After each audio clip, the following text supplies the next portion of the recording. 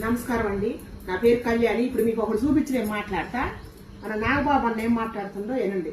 ఆడపిల్ల ఎలా ఉండాలి, ఆడపిల్ల వస్త్రధారణ ఎలా ఉండాలి, ఆడపిల్లలు ఎలా మాట్లాడాలి, ఆడపిల్లలు ఏం మాట్లాడాలి, ఏమి మాట్లాడకూడదు, దీని మీద ప్రతి ఒక్కరు, అతను పండితుడు కానించి పామరుడు దాకా ప్రతి ఒక్కరు ఆడపిల్ల ఎలా ఉండాలో మాట్లాడతారు. ఫస్ట్ పాయింట్, దీన్ని మోరల్ పోలీసింగ్ అంటారు. ఇది ఎగెన్స్ట్ కాన్స్టిట్యూషన్. అన్నా నాగబాబు అన్న, నువ్వు ఒక మహోన్నతమైన జన సైనికుడు. పవర్ స్టార్ పవన్ కళ్యాణ్ అన్నకి అన్నగారివి. ఒక బాధ్యతాయుతమైన ఎమ్మెల్యే పదవిలో ఉన్న సేవకుడివి. మీరు అంత పెద్దవారు, మీరు ఆ మాటలు మాట్లాడటం అస్సలు బాగోలేదన్న.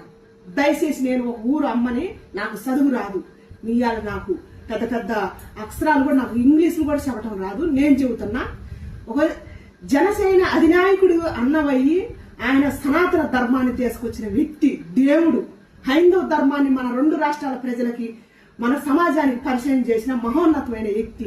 అట్టాటి వ్యక్తికి నువ్వు తోడబుట్టిన అన్నవి. నువ్వు ఇలాంటి మాటలు మాట్లాడతావంటే అస్సలు నేను సహించలేకపోతున్నా. ఏం తప్పు మాట్లాడినన్న శివాజీ అన్న? దేశంలో ఉన్న ఆడవాళ్ళందరి గురించి మాట్లాడలేదన్నా. దయచేసి మీరు అర్థం చేసుకోవాలని నేను చెబుతున్నా. కొంతమంది గురించే మాట్లాడిండ్రన్న. పేలికలు వేసుకుంటారన్నా, పేలికలు వేసుకొని యువతను జడగొడతారన్నా.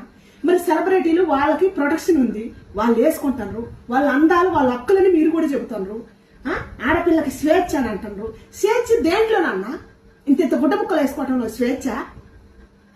శివాజీ అన్న ఆడదాన్ని ప్రకృతితో కూడా పోల్చిండు కదన్నా. ఆడది లేకపోతే సృష్టి లేదని చెప్పిండు కదా. అయ్యిని పడతలేదా?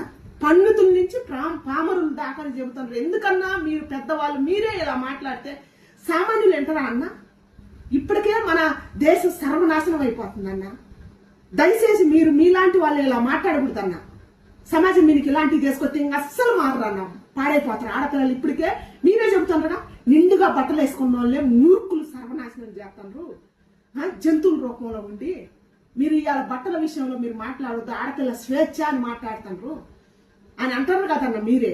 మరి నిండుగా బట్టలు వేసుకున్న ఆడపిల్లనే అలా నాశనం చేస్తున్నారు. ఇప్పుడు వేసుకుంటారు సెలబ్రిటీలు, వాళ్ళు ప్రొటెక్షన్ అంటారు. వాళ్ళు కారులో వస్తారు, కారులో పోతారు. ఇప్పుడు వాళ్ళ బయట ఉన్న సామాన్యులు వేసుకుంటారు. వాళ్ళ జీవితాలు సర్వనాశనం అయిపోతున్నాయి కదన్నా నాగబాబన్న. దాని గురించి ఎందుకు ఆలోచించట్లే? మిగతా 90 మంది ఆడవాళ్ళ గురించి ఎందుకు ఆలోచించట్లే?